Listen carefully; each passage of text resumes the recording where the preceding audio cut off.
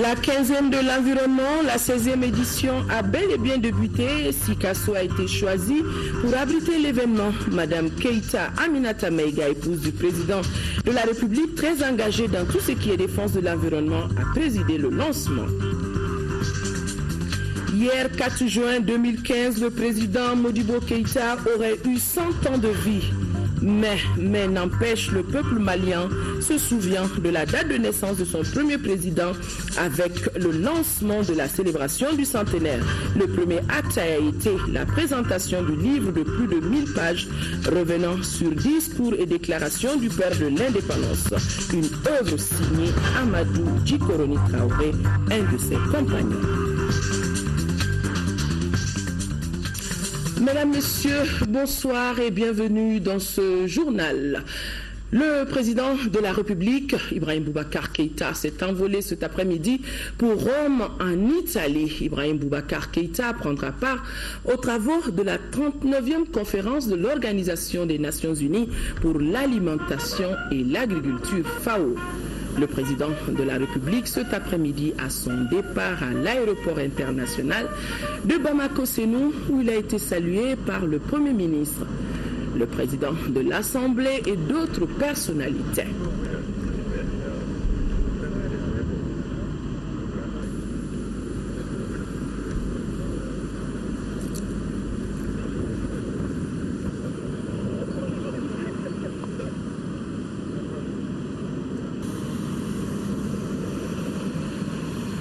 Des prix aux pays qui ont atteint les objectifs internationaux relatifs à la faim.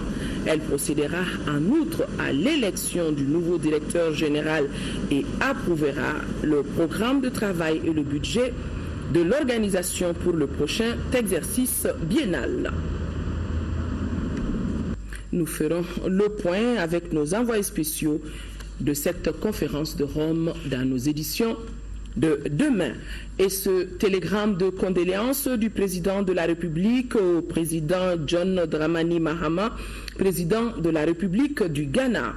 C'est avec une profonde affliction que j'ai appris l'explosion dans une station d'essence le mercredi 3 juin 2015 à Accra, ayant causé une centaine de morts et fait plusieurs blessés. En cette douloureuse circonstance, je voudrais, au nom du peuple du Mali, de son gouvernement et à mon nom propre, exprimer à votre Excellence, au peuple ghanéen ainsi qu'aux familles durement éprouvées, mes condoléances les plus attristées, formuler des vœux de prompt rétablissement aux blessés et prier pour le repos de l'âme des disparus. Tout en vous renouvelant mes sentiments de profonde compassion, je vous prie d'agréer, Excellence, Monsieur le Président, l'assurance de ma haute et fraternelle considération. Signé Ibrahim Boubacar Keïta.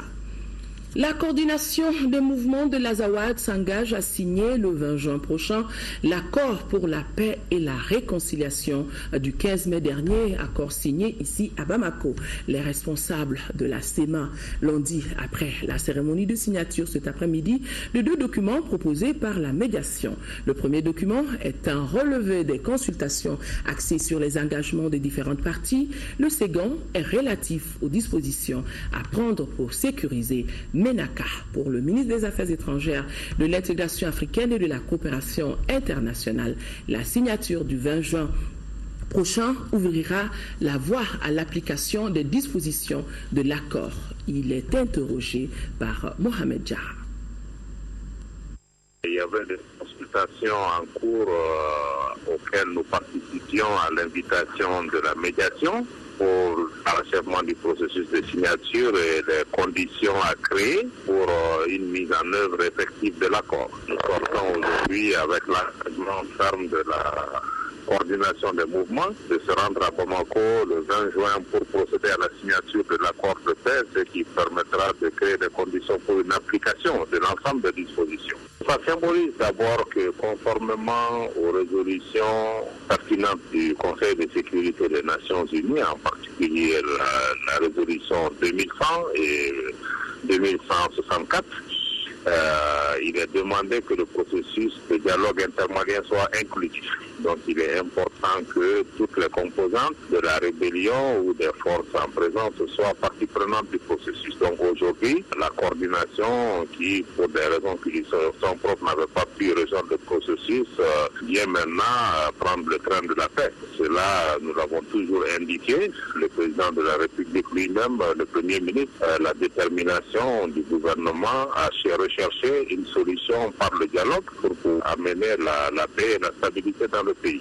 Le gouvernement et la CEMA viennent de signer 2 documents. De quoi s'agit-il concrètement? Donc il s'agit juste d'un relevé qui n'est ni un amendement ni un avis à l'accord de paix qui a été signé et qui est déjà entré en vigueur. Est-ce qu'avec la signature de ce document, on peut dire que les hostilités vont cesser à Ménaka? Oui, il y a 2 documents qui ont été signés. Il y a le relevé des consultations qui sont essentiellement axées sur des questions de clarification, de garantie à donner, et d'apaisement et de mesures de confiance pour pouvoir permettre aux partis vraiment de procéder à la signature et à la mise en œuvre. Il y a un deuxième document qui est un arrangement technique temporaire pour pouvoir sécuriser Ménaka, et ce qui est proposé permet de tenir les groupes armés à l'extérieur de la ville en faisant en sorte que les forces armées et de défense du Mali qui sont présents en ville puissent aussi travailler avec l'aménagement pour assurer la sécurité à l'intérieur de la ville et que l'aménagement soit chargé de la protection des civils et faire en sorte que les groupes armés ne puissent pas revenir. Donc il y a lieu maintenant cet arrangement aussi est mis en place pour une période relativement très courte d'ici que l'accord, des mécanismes prévus au titre de l'accord ne soient pleinement opérationnels. Donc c'est vraiment une affaire de quelques semaines. Et des engagements ont été donnés par la CMA. Nous l'encourageons, nous la félicitons pour cette décision qui a été prise. Nous l'attendons à Bamako et toutes les mesures seront prises pour permettre de faire de ce 20 juin un moment aussi de retrouvailles entre Maliens pour pouvoir aussi avoir une compréhension mutuelle, essayer de regarder dans la même direction et d'aller de l'avant. Le plus difficile maintenant, ça sera la mise en œuvre. Maintenant, il y a un certain nombre d'engagements, il y a un calendrier, et il y a le comité de suivi qui doit être mis en place avec un chronogramme qui est serré et que les partis commencent aussi à travailler ensemble, à se donner la main pour pouvoir vraiment rassurer la population et créer les conditions d'un retour progressif à la normalité dans ces zones, sécuriser les zones pour que la population puisse vaquer à leurs occupations. Et tout ça, ce sont comment prendre en charge les préoccupations immédiates des populations en matière de santé, d'éducation. Donc il y a quand même beaucoup de choses à faire pour pouvoir vraiment faire venir aussi les réfugiés au pays, les rassurer. Donc il y a énormément de travail à faire pour lequel il est important que les Maliennes et les Maliens qui ont toujours soutenu le processus de paix puissent continuer à apporter leur bénédiction, leur accompagnement et leur soutien et qui restent engagés pour la défense de l'unité du pays et pour promouvoir la réconciliation entre les Maliens. Le ministre Abdoulaye Diop depuis Alger sur la signature prochaine le 20 juin par la CEMA de l'accord de Bamako. Et en réaction justement à la signature de cet accord de Bamako, ce communiqué du RPM des missions de haut niveau du Bureau politique national du Rassemblement pour le Mali vont sillonner toutes les régions du pays du 7 au 14 juin 2015 pour expliquer et soutenir l'accord d'Alger pour la paix et la réconciliation au Mali et les enjeux de la régionalisation dans notre pays. C'est parti pour la 16e édition de la quinzaine de l'environnement et Sikasso a été choisi pour abriter l'événement. Madame Keïta Aminata Meiga, épouse du président de la République, plus besoin de dire qu'elle est une passionnée de la préservation de l'environnement. Elle a fait le voyage de Sikasso pour présider le lancement de la quinzaine avec comme thème central cette année la sécurité alimentaire. Envoyés spéciaux à Sikasso, Sidi Modibo Dambélé et Aïssata Ibrahim Meiga. Sikasso est l'une des villes les plus arrosées et humides du pays. Cette région est aussi confrontée à une déforestation due à la coupe abusive du bois pour la production du charbon. Autant de raisons qui ont motivé le choix des organisateurs pour le lancement de la quinzaine de l'environnement. J'ai été surpris en venant à Sikasso par le nombre de camions surchargés de charbon de bois, par des quantités astronomiques de bois au bord de la route destinées à la consommation des ménages. Alors je me suis demandé combien de stères de bois a-t-il fallu brûler pour obtenir tant de charbon. Alors je me suis demandé combien de stères de bois a-t-il fallu brûler pour obtenir tant de charbon. Je me suis aussi demandé si les surfaces déboisées étaient compensées. La quinzaine de l'environnement, ce sont 2 semaines d'activité pour 2 dates. Le 5 juin, Journée mondiale de l'environnement, et le 17 juin, celle de la lutte contre la désertification. Pour une synergie d'action, cette année, les 2 thèmes portent sur la sécurité alimentaire. L'exploitation abusive des ressources naturelles met en péril le mode de vie des populations qui vivent des produits des ressources de la terre et de l'eau. Toutes les activités socio-économiques sont concentrées sur le fleuve. Donc c'est vraiment notre artère nourricière. Nous avons intérêt à y prendre soin comme la prunelle de nos yeux. Nous savons que le Mali, avec l'érosion éolienne et hydrique, perd plus de 7 tonnes de sol par hectare et par an. Nous assistons alors, et d'une manière graduelle, à une disparition des espèces végétales et animales. Un ensemblement des cours d'eau, la déforestation, la dégradation de la qualité des eaux, la diminution des eaux de surface et souterraines, l'augmentation des incendies de forêt. Face au désespoir, qu'est-ce qui doit être fait? Par qui et comment? Il est temps de réagir. Avec nos faibles moyens, sûrement, mais nous pouvons doper nos faibles moyens avec une grande volonté. Je vous propose à tous que l'on commence par la forêt. C'est ce que nous connaissons le mieux. Et notre expertise nationale est avérée dans ce domaine. C'est à notre portée. Le bois, qui est la principale source d'énergie domestique dans la très grande majorité des ménages maliens, est une ressource aujourd'hui qu'il faut protéger. Il nous faut aussi, pour la protéger, produire du bois nous-mêmes. Pour ma part, l'ONG Agir est activement engagée aux côtés du gouvernement pour renverser la tendance vers un véritable changement de mentalité et de comportement à travers l'éducation environnementale que nous menons depuis déjà des décennies. Nous renouvelons ici cet engagement. Je lance donc un appel à tous pour que nous soyons respectueux du bien commun que constituent les écosystèmes de notre pays. Il nous faut renforcer le civisme et appuyer toutes les initiatives allant dans le sens d'un véritable changement de comportement. Des initiatives dont l'une annoncée par le ministre de tutelle consiste à la plantation des millions d'arbres à Sikasso et 2 millions à Ségou cette année. Mon environnement, je m'en occupe. Comme pour lier l'acte à la parole, la présidente de l'ONG Agir, Madame Keita Aminata Meiga, a remis gracieusement du matériel d'assainissement à la mairie de la commune urbaine de Sikasso. Ils sont composés entre autres de camions et de poubelles d'une capacité de 8 tonnes, nous dit nos envoyés spéciaux à Sikasso, Sidi Modibo Dambele et Aïssata Ibrahim Meiga. Le choix de Mme Keita Aminata Meiga, épouse du président de la République, pour présider ce lancement s'explique par son engagement dans la protection de l'environnement. À travers l'ONG Agir, elle a agi pour un développement durable, ce qui fait d'elle l'une des premières militantes de l'environnement dans notre pays. C'est pas facile, le problème de l'assainissement, c'est pas facile. Il faut mettre ces questions dans des endroits accessibles aux ménages et que les ménages aussi soient disciplinés pour y mettre les déchets. Donc je lance un appel surtout aux femmes parce que c'est elles qui gèrent les maisons, pour que quand même, pour une fois qu'on ait un bon exemple de gestion des déchets ménagers.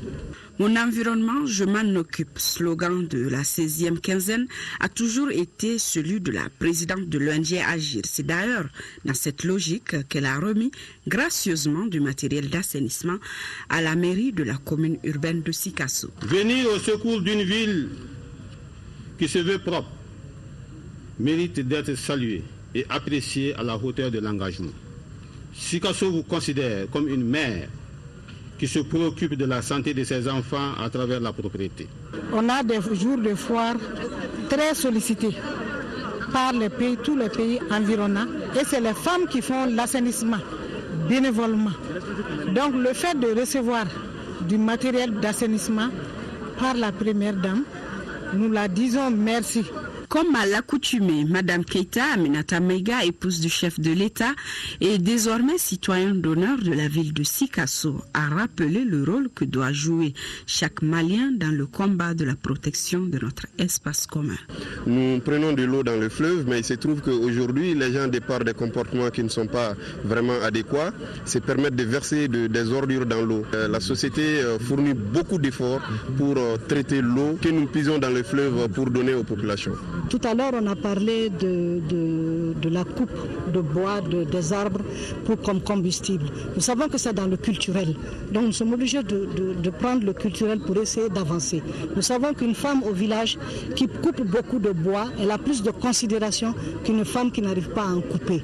Donc il y a plein de... Vous prenez dans le nord, ceux qui prennent le Congo pour faire des nattes, elles ont été habituées à faire des nattes. Donc il faut leur dire, ne coupez pas. Donc il y a plein de choses. Il y a le social, il y a l'économique. Bon, on est obligé de tenir compte de tout ça pour pouvoir avancer. Mais je pense, et je le pense depuis fort longtemps, c'est vrai que ce n'est pas facile, c'est la volonté, c'est l'engagement. Le premier président du Mali indépendant aurait eu 100 ans, on a bien dit aurait eu 100 ans, et l'édition du centenaire de la naissance de Modibo Keïta a immortalisé l'événement. Un ouvrage volumineux de plus de 1000 pages consacré aux discours et déclarations historiques de l'homme politique. Du coup, c'est le top départ du centenaire de la naissance du père de l'indépendance, Modibo Keïta, avec Sori Ibrahima Keïta.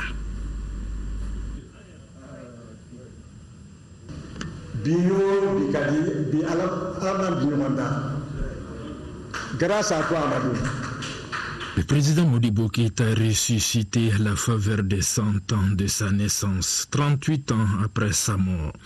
Et l'artisan de la résurrection s'appelle Amadou Seydou Ikikoroni Traoré. Le cadre choisi, le très évocateur carrefour des jeunes, symbole justement de la croisade du défunt homme politique contre les injustices à connotation sociale, raciale ou coloniale. C'est un choix. Ce bâtiment, pendant toute la colonisation, s'appelait le Soudan Club. Et à partir de 17h, tout Soudanais qui passait le long du mur était arrêté par la police et tu passais la nuit en prison pour avoir frôlé le mur de ce bâtiment. Le premier geste du président Modibo, c'était de retirer ce bâtiment aux Blancs de Bamako et le remettre à la jeunesse du Mali pour dire c'est le carrefour de la jeunesse. Donc ça porte une grande symbolique. C'est pourquoi nous avons choisi le Soudan Club qui est une victoire sur la colonisation, sur le racisme. Précision qui en dit long sur la personnalité du premier président du Mali indépendant, au sujet de qui l'assistance n'a pas tari d'éloge à la présentation du livre, transformé par la force des choses en une séance d'hommage et de témoignages sur l'homme. Ce nouveau recueil de discours, interventions, télégrammes et messages du président Modibo Keïta est le document illustrateur le plus complet des luttes, des succès et des difficultés du peuple malien sous la direction de l'Union soudanaise RDA du 29 septembre 1960 au fameux 19 novembre 1968. Voilà un chef d'État dont la réputation a fait le tour du monde, respecté de tout le monde, mais qui est resté humble, modeste. Donc cette humilité, c'est une leçon que nous devons tous garder en tête et que nous devons tous traduire dans le comportement de tous les jours en tant que ressort de ce pays. Grand homme, mais aussi et surtout grand patriote. Grand patriote, pas seulement au Mali, mais panafricaniste et tout. Il nous a appris à travailler honnêtement et consciencieusement pour l'État. Aussi bien pour l'équipe de rédaction de l'œuvre que pour ses lecteurs, cet ouvrage constitue un vrai guide scientifique et d'actualité pour la résolution des crises, de toutes les crises que vit actuellement notre pays. Voilà un homme complet au sens littéral du terme, un homme, Cheikh Koundou, Cheikh Dafale. Amadou, je te l'avais déjà dit, je le répète ici, grâce à toi, notre génération de l'indépendance, qui nous a fait revivre des films patriotiques que Modibo nous avait inculqués à l'époque. C'est vrai que nous sommes privés de sa voix, en nul autre pareil. Nous sommes privés de son élégance, de son regard hypnotisant. Mais rien qu'à la lecture de ce texte, nous revoilà Modibo. J'ai dit, je redis, le Mali est capable de se réunir, le Mali est capable de se retrouver autour de l'essentiel. Nous pouvons laisser le superfétatoire, nous donner la main et faire de ce pays un pays merveilleux tel qu'il n'aurait jamais dû cesser d'être. Parce que nous sommes l'essentiel. Ce n'est pas un patriotisme fou que j'annonce comme ça. Le Mali, c'est l'essentiel de l'Afrique. C'est le cœur de l'Afrique. C'est le cœur de la culture africaine. C'est le cœur de l'histoire africaine. Et en lisant cet ouvrage, les gens vont s'en rendre compte. Au carrefour des jeunes, on est unanime. S'il est vrai que le président Keïta avait fondé son espoir sur les jeunes et les femmes, il demeure tout aussi avéré que jeunesse et gens féminines doivent se mettre à l'école de leur idole. En commençant par la lecture de cet ouvrage volumineux de 1034 pages. Là, avouons-le, il faut avoir du courage à revendre, à l'image de l'illustre disparu. Et parmi les activités commémoratives du centenaire du président Modibo Keïta figure une exposition photo intitulée Modibo Keïta 100 ans. Le vernissage de l'exposition a eu lieu à la médiathèque de Médina Koura sur initiative de la structure culturelle Balanis. Et l'expo nous rappelle bien des souvenirs commentés ici par Modibo Soare. Boulevard du Peuple à Médina Koura, en plein cœur de Bamako, le cortège présidentiel du père de l'indépendance du Mali arrive à la galerie Médina. Vous aurez certainement compris que c'est une simulation pour montrer cette Cadillac Eldorado du président Modibo Keïta, une voiture acquise en 1963. Un symbole, un privilège d'alors. Cette performance donne ainsi le top départ de cette exposition inédite. À chaque événement national, la Médina humblement essaie d'apporter sa pierre à l'édifice. On ne peut pas être insensible au père de la nation. Donc c'est même un devoir et une obligation de rendre cet hommage. Et voilà, c'est simplement cet hommage qu'on a essayé de le faire avec ce qu'on a pu. Dans cette exposition à la Médina, le visiteur est estomaqué de découvrir ce poste radio transitoire d'un autre siècle. Des effets personnels du président Modibo Keïta sont visibles ici, notamment des distinctions honorifiques et automédailles décernées par les pays amis du Mali. L'expo est surtout dominée par une série de photographies très élégantes de celui qui a dirigé le Mali de 1960 à 1968. Des photos avec de très grandes personnalités du monde entier. Dans les salles de classe avec des écoliers, ainsi que d'autres souvenirs de ces différents voyages à l'étranger. Autant de souvenirs qui magnifient les réalisations et surtout le passé glorieux de cet illustre personnage. Ici, c'est une initiative privée qui se développe dans la même veine pour participer, et c'est ça notre souhait, qu'il y ait des initiatives variées et multiples pour célébrer Modibo, pour commémorer Modibo, pour que la jeunesse et les générations futures découvrent Modibo, ses qualités, l'immense œuvre dont il a fait bénéficier notre pays. Donc je suis vraiment très fier d'être là. L'exposition nous fait voyager dans le temps.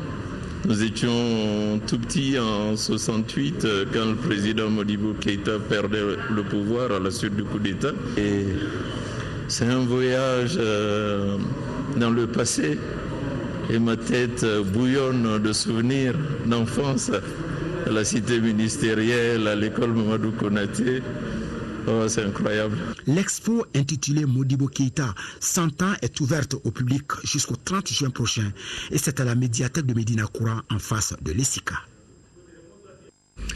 L'actualité sur un tout autre plan, les travaux de restitution sur la réforme de la brigade fluviale ont eu lieu au ministère de la Sécurité et de la Protection civile.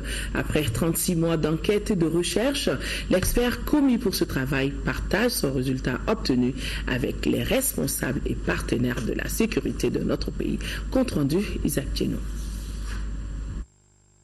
Il s'agit à travers cet exercice de faire le point sur les enquêtes en vue des réformes de la brigade fluviale que la gendarmerie du Mali compte entreprendre.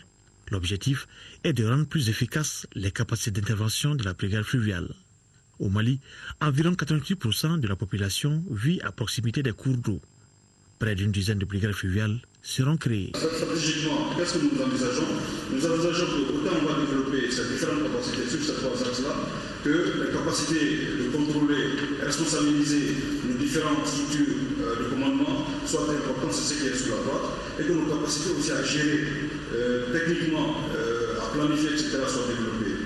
Et ce schéma montre les objectifs qui sont visés, c'est qu'en ayant une vision, un agencement de la sorte, qu'on puisse, lors des discussions qu'on fera avec les services de sécurité intérieure, définir quels sont les besoins de la gendarmerie en formation, en équipement et en infrastructure, dans le cadre de son implication au travail, comme on appelle, de la police, ou de police en général. À en croire les responsables de la sécurité, ces projets revêtent d'une importance capitale. Il s'avère indispensable de rapprocher les unités de sécurité au plus près des populations vivant le long des fleuves.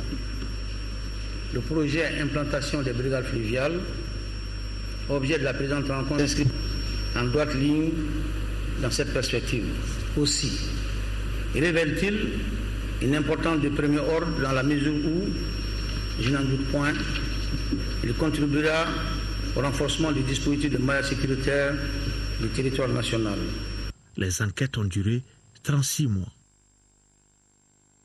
Ouvert depuis hier, le 16e forum pharmaceutique se poursuit ici à Bamako et les entreprises de fabrication et de distribution de médicaments sont massivement représentées. Les produits et accessoires de plusieurs disciplines de la médecine sont exposés sous les chapiteaux des liens secrets entre les exposants venus d'Afrique, d'Amérique, d'Europe ou d'Asie, pouvant aboutir à des partenariats. Salima Tandaou a fait le tour des stands suivant son reportage. Lancé hier au CICB par le président de la République Ibrahim Boubacar Keïta, le Forum pharmaceutique international suit son cours.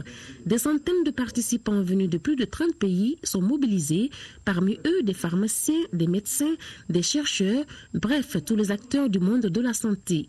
La pharmacie, c'est la science qui s'intéresse à la conception, au mode d'action et à la préparation des médicaments. À cet effet, la rencontre ne pouvait se faire sans la participation des laboratoires pharmaceutiques et des sociétés de biotechnologie. 2 chapiteaux ont été aménagés pour elles. Ces entreprises sont là au Mali pour cette 16e édition afin d'échanger avec d'autres firmes, avoir des contacts et bien évidemment des partenariats. Pour nous, c'est la première fois. Nous sommes très contents. L'organisation est fantastique. Nous sommes venus avec une équipe de dingue pour supporter notre équipe ici au Mali. pour présenter nos nouveaux produits et nous allons revenir la prochaine fois, c'est sûr. On est vraiment intéressé pour développer notre gamme et offrir vraiment à la population ici des produits de bonne qualité avec des prix aussi abordables et accessibles. Nous avons reçu un accueil très chaleureux depuis l'arrivée à l'aéroport. Nous sommes très fidèles à cette rencontre qui regroupe tous les pharmaciens qui viennent d'ici et d'ailleurs.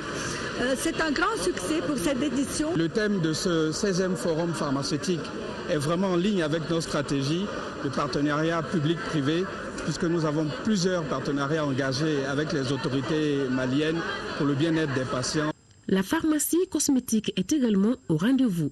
Le paludisme est transmis par les piqûres de moustiques, donc avec des produits répulsifs qu'on va appliquer sur la peau. C'est déjà d'éviter, on va en fait empêcher le moustique de sentir les émanations corporelles qui l'attirent quand on applique les sprays sur la peau.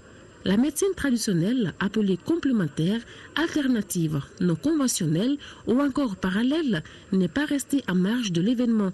Elle y est avec ses produits. Les médicaments traditionnels jouent un rôle dans la santé. Vu les études menées par les laborantins et les chercheurs, donc ces deux conventions sont ensemble. À côté des sociétés de fabrication et distribution de médicaments, il y a aussi les agenceurs de pharmacie, c'est-à-dire ceux qui équipent les pharmacies en meubles. Il est évident que, comme partout dans le monde, un produit bien mis en valeur se vendra forcément toujours beaucoup mieux qu'un produit présenté d'une façon classique. Maintenant, on commence à avoir pas mal d'expérience avec l'Afrique puisqu'on a fait entre 20 et 30 pharmacies, donc on connaît bien. On va très rapidement pouvoir faire des réalisations au Mali parce que beaucoup de contacts hier avec des pharmaciens très intéressés par notre démarche et on a d'ailleurs rendez-vous déjà dimanche. Le Forum pharmaceutique international ferme ses portes demain.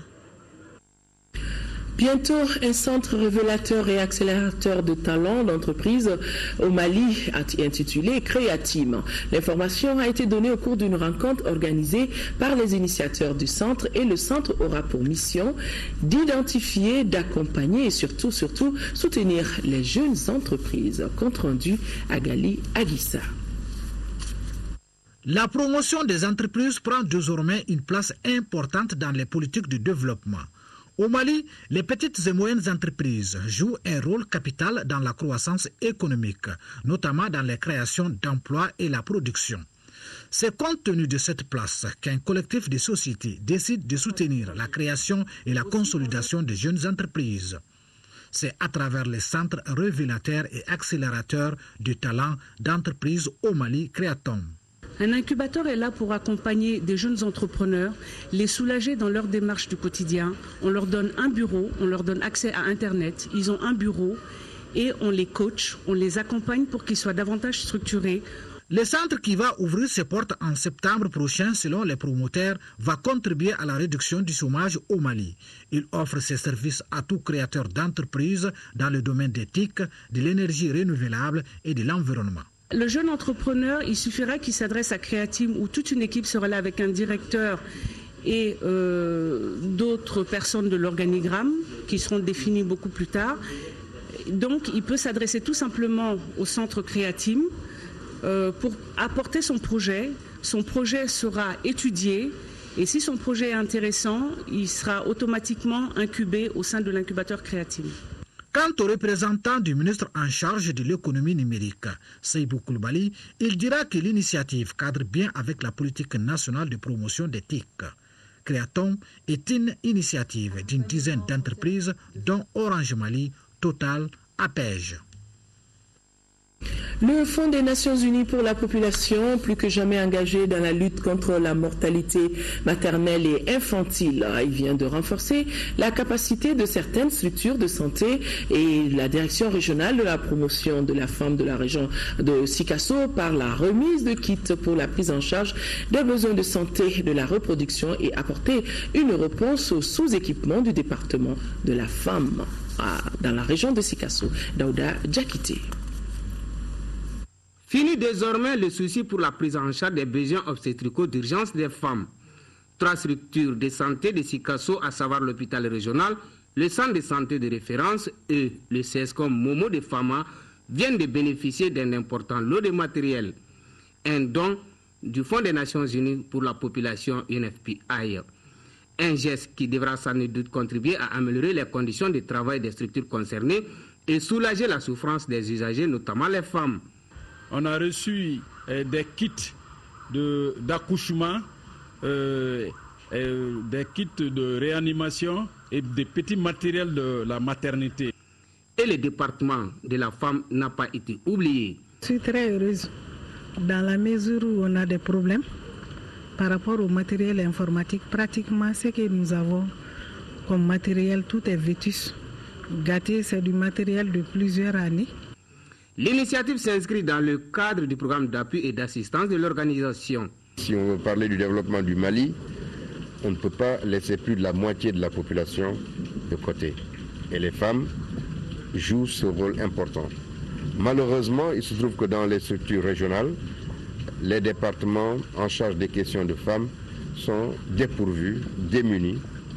Et nous avons donc pensé, de manière symbolique encore une fois, donner un petit appui. Tour à tour, les bénéficiaires en recevant leur matériel ont émis le vœu de voir la pérennisation de ces cadres de partenariat à l'intérieur des régions qui souffrent d'un manque criard d'équipement pour faire face aux besoins sans cesse croissants avant de rassurer le donateur d'une utilisation judicieuse au bénéfice des femmes et des enfants du Kénédougou.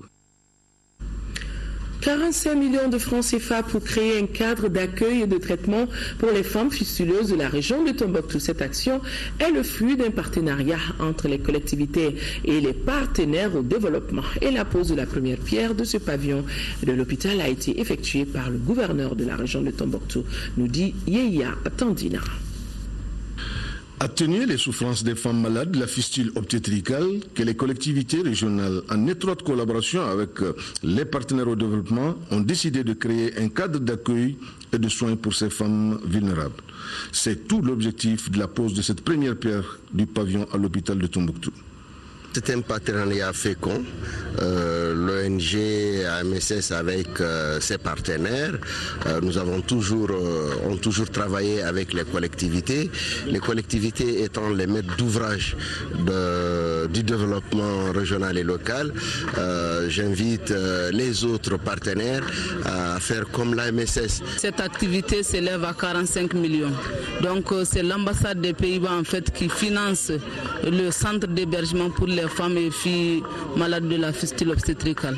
La cérémonie a mobilisé tous les acteurs qui ont exprimé leur satisfaction et aux autorités régionales de saluer l'action menée par les différentes parties pour la réalisation de ce bloc.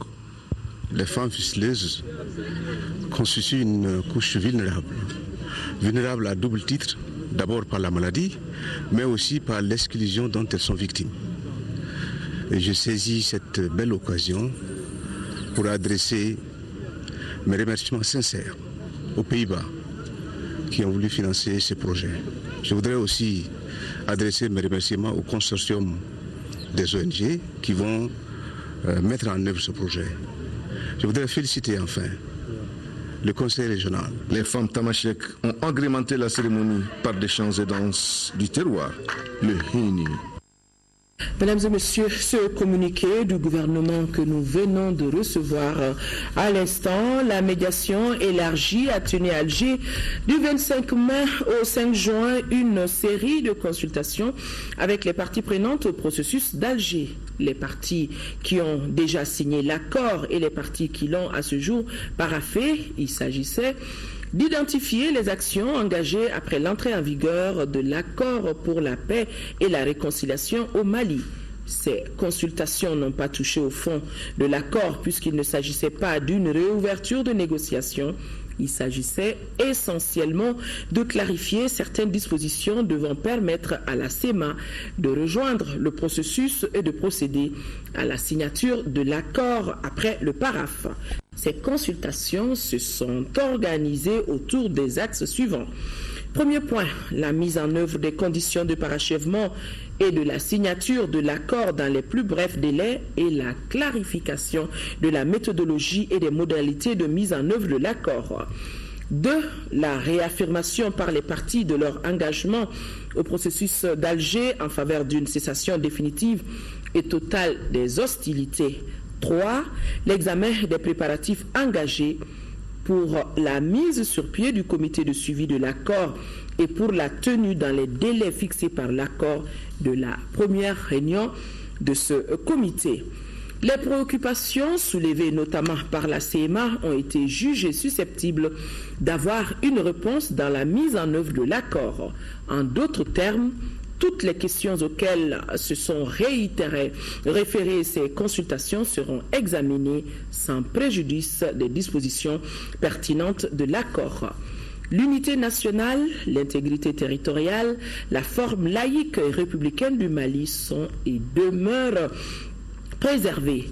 À la lumière de ce constat, le gouvernement a signé le relevé des conclusions. La CMA y a apposé sa signature. L'ensemble de la médiation en a fait autant. Au terme de ces consultations, la CMA s'est engagée à procéder à la signature de l'accord pour la paix et la réconciliation au Mali le 20 juin prochain ici à Bamako. À cet effet, le gouvernement prendra toutes les dispositions matérielles et sécuritaires nécessaires au bon déroulement de l'événement. Le gouvernement se réjouit de ce nouveau développement et invite les parties prenantes à conforter chaque jour davantage le processus de paix et de réconciliation dans l'intérêt de toutes les composantes du peuple malien. Nous poursuivons avec le cours de ce journal. La Semaine nationale du lait a été lancée mercredi dernier à Négala. Négala, c'est le chef-lieu de la commune rurale de Boussofala. Initiée par Cap Demesso et la Fédération nationale du lait, FENALAIT, la semaine vise à sensibiliser les populations sur l'importance du lait dans l'alimentation. Ibrahima Tchokari était présent.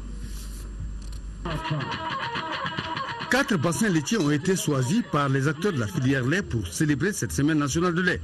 Lancée à Négela, commune de Boussofala, mercredi dernier, la semaine nationale de lait s'est poursuivie aujourd'hui à Ouélé-Sébougou pour être plus proche des populations et des consommateurs.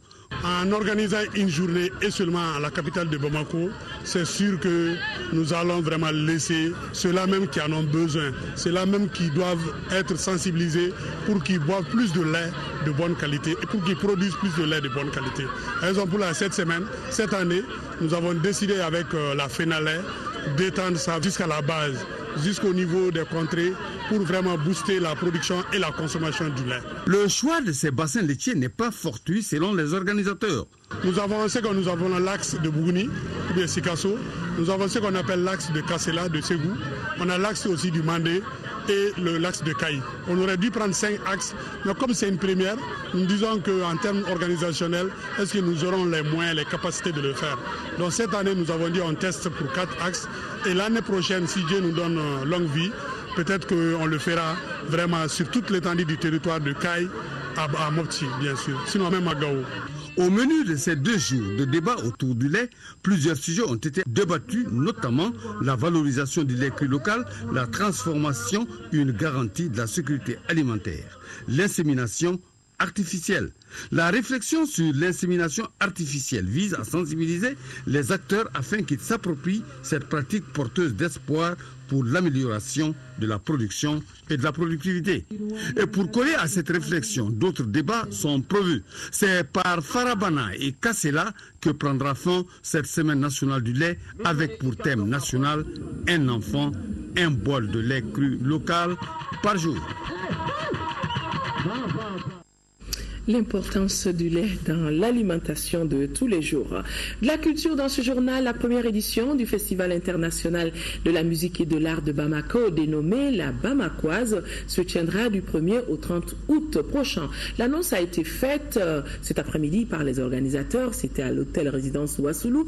L'événement, qui a pour thème central paix, sécurité et réconciliation, est une initiative de Ben BD Production, une structure spécialisée dans l'événementiel et la promotion musicale dans notre pays. Bamako, Kati, Koulikoro et Ouélé-Sébougou sont les villes retenues pour cette première édition. Le président du festival, Boubacar Diakité, est au micro de Modibo Soirée.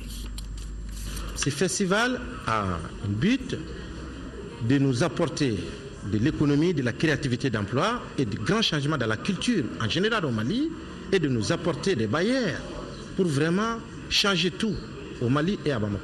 Alors, l'idée de ce festival a germé comment? Ça fait plus de 5 ans que j'ai réfléchi pour installer ce festival. Ça n'a pas été facile parce que ça m'a pris beaucoup d'années. Ce festival, c'est pour aider mon pays, aider la culture, aider le développement, aider la créativité d'emploi, aider aussi au niveau du tourisme et au niveau des artisans et des bailleurs. La Bamakoise, c'est un festival qui va se passer dans toutes les 9 communes aujourd'hui. Bamako a 6 communes, plus Kati, Kouloukoro et jusqu'à Ouélé-Sébougou. Donc, chaque commune aura son village du festival pour essayer d'animer pendant la durée de 1 mois pour faciliter le déplacement des touristes et des visiteurs. Il y aura des conférences, il y aura des débats. On fait appel à tout le monde pour se réunir, se donner la main pour la meilleure réussite de ce festival.